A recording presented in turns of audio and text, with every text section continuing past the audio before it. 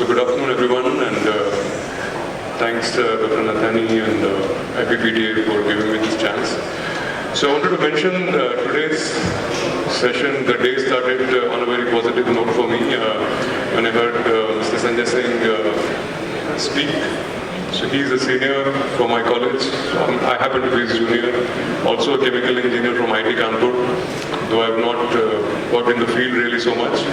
And so great to see a fellow alumnus who's done so well in the field. And of course, all the talks have been very enriching.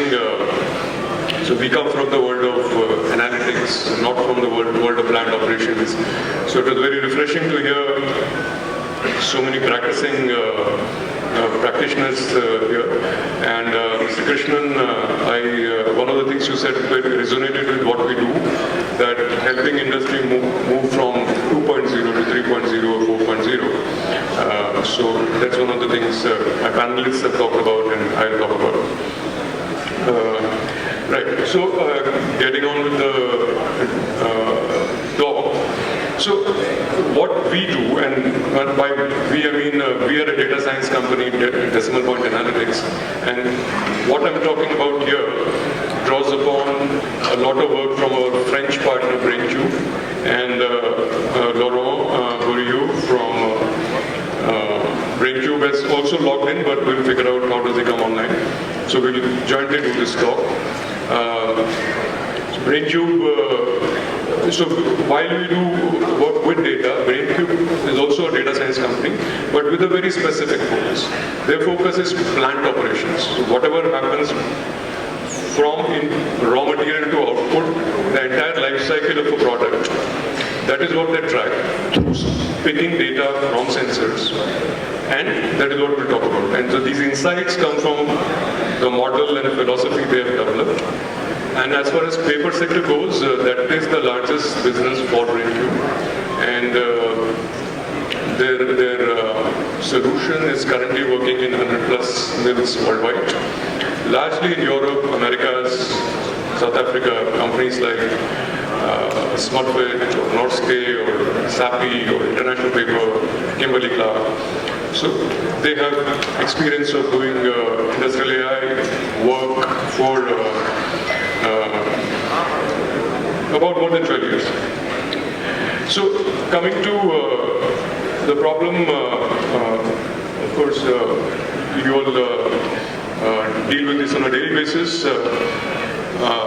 I've generally tried to ask people in terms of various manufacturing operations, continuous process operations, like paper or metals or chemicals or oil, which is more complex. And the general sense I get, and I'm sure you all will concur with me, is that paper is a very complex operation because it's continuous plus mechanical in some ways.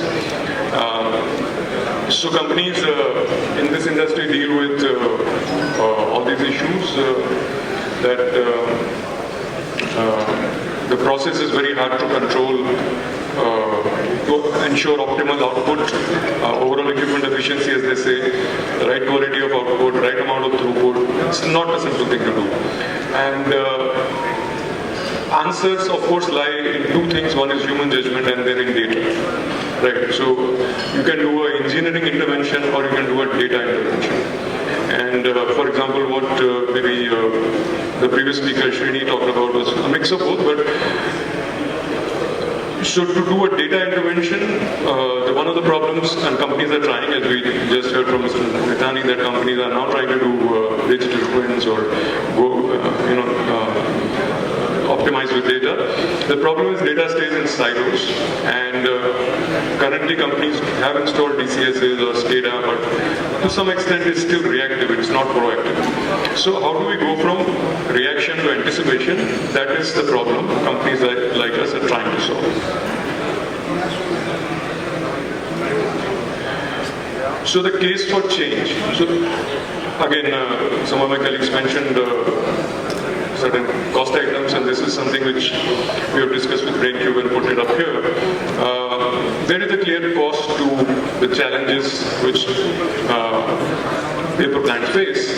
So for example, paper breaks, a single paper break, depending on size of the plant, can cost between 3 lakh to 10 lakh rupees. I'm just converting USD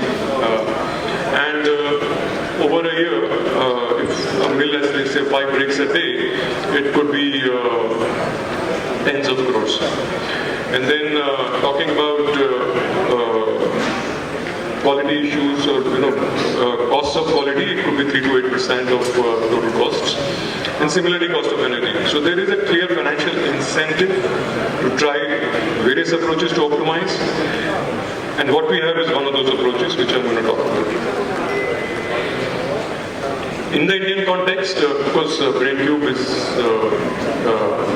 just making an entry into India. But in the Indian context, we understand the challenge is perhaps even more because the diversity of the feedstock.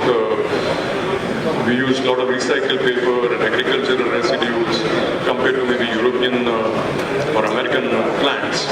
So there is a much greater challenge, and I think as a lot of the panelists or speakers talked about, is there at every level in terms of emissions or in terms of product quality and so on.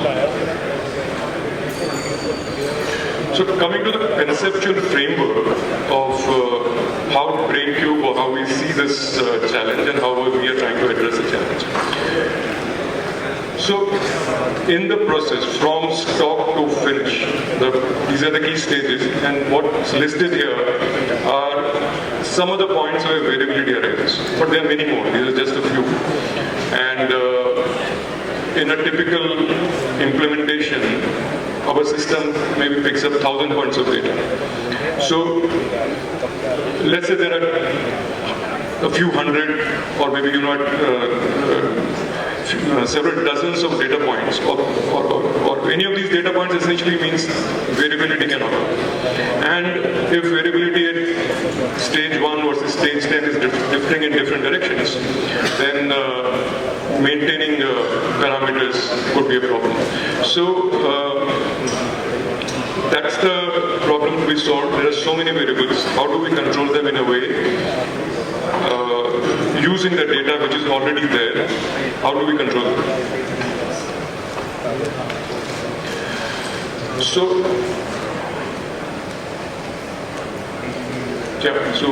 I think Laurent's icon is visible there. We'll get him to talk soon. So what the solution is about is how to come from process control to process steering, and just a little bit of comparison between control and steering, and these are the, let's say, dimensions: set points, response time, knowledge source. So for example, in a control operation, the knowledge source ultimately is human judgment, but in a digital environment, there is a, let's say, a digital expert sort of sitting.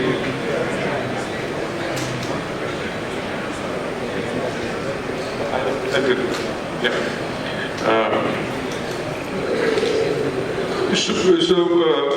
What a digital twin does is, of course, or a digital solution does is, you have inputs in near real time available, and the kind of guidance output to operator in a digital environment, a current hardware-driven system would be, you're out of spec, there's an alarm, you need to do something manually. In our system or digital system, the input to the operator is now change the pressure and, for example, steam, for example, take it to in this range.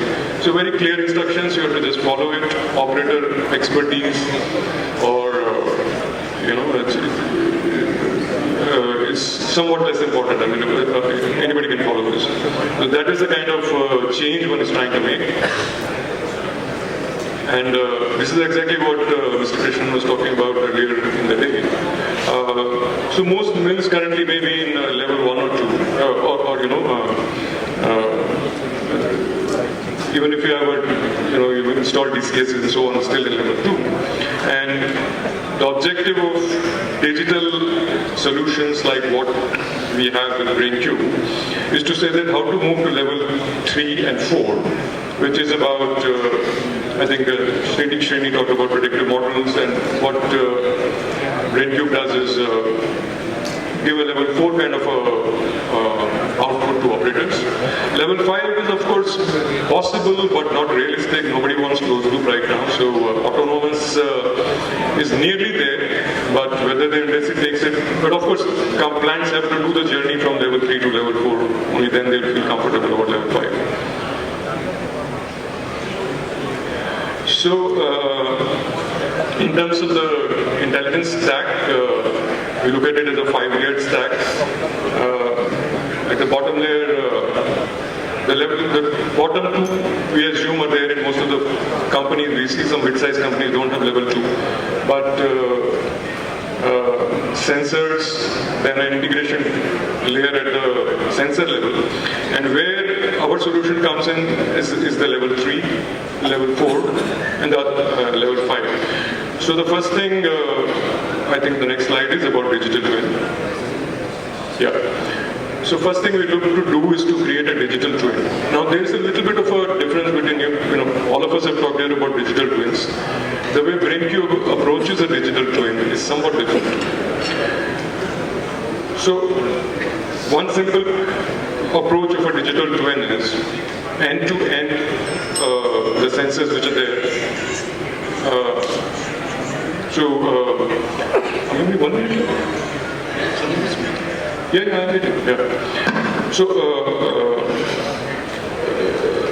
So pick up the data from all the sensors in the plant, and the digital twin should know where the thing is coming from. And the most important thing is two more important things, extremely important things: time stamping.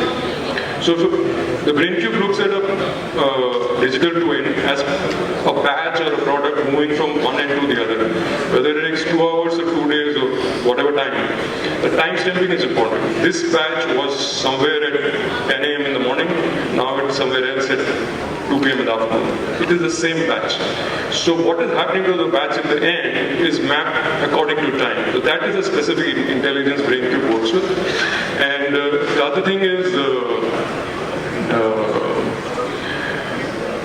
so that's one important thing, and so there are a few more things maybe long, and after that I don't know how much I should talk about it, but yeah. So other thing is organizing, as I said, organizing data around product. So what we analyze is the journey of a batch or a product from end to end, and that's where the intelligence comes from. So it's not about saying what happened at 2 p.m. in the dryer. It's about saying what happened to this product when it was passing through the dryer, and what had happened to this product at 100 different points before. That determines something. If something breaks at the dryer, maybe something happened at 10 p.m. somewhere else, which is determining what's happening at 2 p.m. So that is the kind of intelligence BrainQ brings. It is not equations, it is something else. So it's not like AI kind of thing in terms of neural networks or something. It's let's say it's very, very advanced statistical techniques that they've put together. And the secret sauce is how they treat the data. That is the most important thing. So, Laurent, are you there? Can you hear me? Yes, I can hear you. So why don't I get you now to take some of the next few slides. So a little bit about architecture, and then we go to the applications.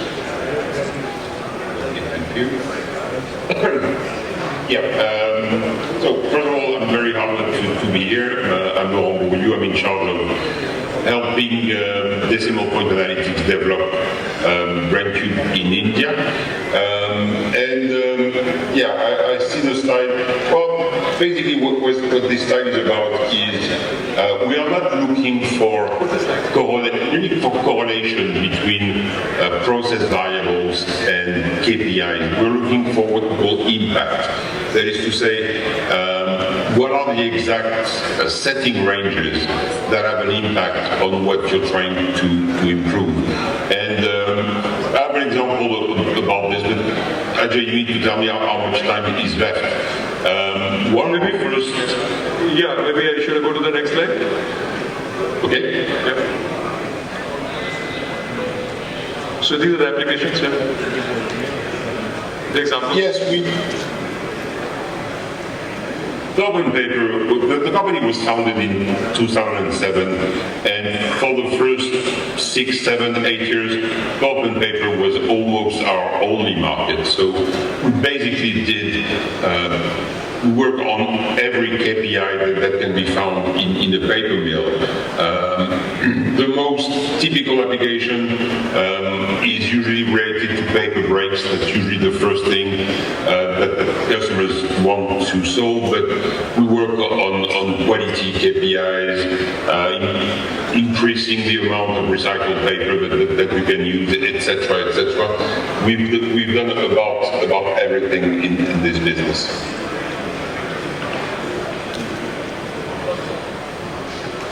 So that's a case study a lot of you want to talk about here. Yeah, and I also wanted to give an example of what we call impact versus correlation. One of our first customers in pulp and paper was a very large paper mill in France, and they were struggling with paper breaks. They had about 7 paper breaks per day on average, and they had been trying everything, chemicals, quality of raw material, etc. And the algorithm found something pretty unexpected, and basically it was related to the age of the pulp in the storage silos.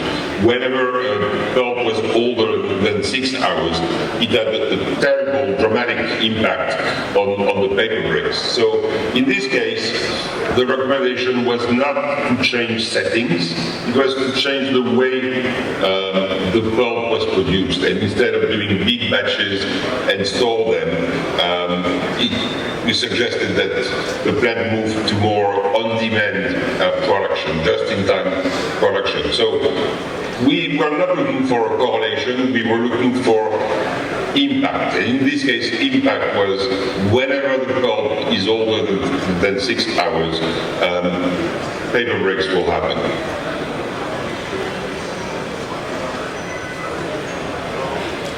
So this is about quality stabilization, where some of these. Yes. Yeah. No. Yeah. Carry on. Well, the goal is, of course, we start by trying to improve quality KPIs, but usually the big profit comes from, okay, I want to produce this level of mechanical strength in the paper. And then the question is, can I obtain the same mechanical strength by using cheaper material, by using more recycled paper? And that's the kind of, usually Brainfood doesn't give results once. It's a sort of domino effect where you put something in control and then you carry on improving your margins by basically doing as good as you used to do, but cheaper and with cheaper materials especially. So down to the last 1 or 2 minutes, Laurent. So this is the example in more detail about phase-wise improvement in paper breaks. Yes, and I know we are time limited, but if anyone in the audience wants to know more specifically about one of those use cases, maybe we can arrange a call afterwards. Yeah. So essentially, the overall result in one of the mills was to get paper breaks down from 7 per day to less than 1 per day. At the same time, as you see in phase 3, even the machine speed could be ramped. So sometimes your operators will run at a conservative speed, but once they became confident that no, we are able to handle paper breaks, they tried increasing the speed and they could go up to 10 to 12%. So so there is a separate top line result and a bottom line result. So that was what was delivered here. And just to add one point, I mean, this, again, data, we try to put some data in the Indian context. Let's say for a 200 TPD, even a 200 TPD kind of a mid-sized mill, what kind of cost optimization could be possible? These are some rough numbers. In the 3, 4, 5 areas where typically optimization can happen. So yeah, I think I'm done. Just one final point. One is that of course, one is addressing specific problems, other is optimizing things like chemical overusage or energy overusage. All that is also possible, and it's a no capex solution. There's no, this just works with data. Once you do the digital twin, that takes time, 2 to 3 months. After that, results are instantaneous. So that's what I think. I think we'll stop here. No, we'll stop here. There's a bit of a Q&A, so if any question comes, please hang on. Stay there. Okay. Thank you, Mr.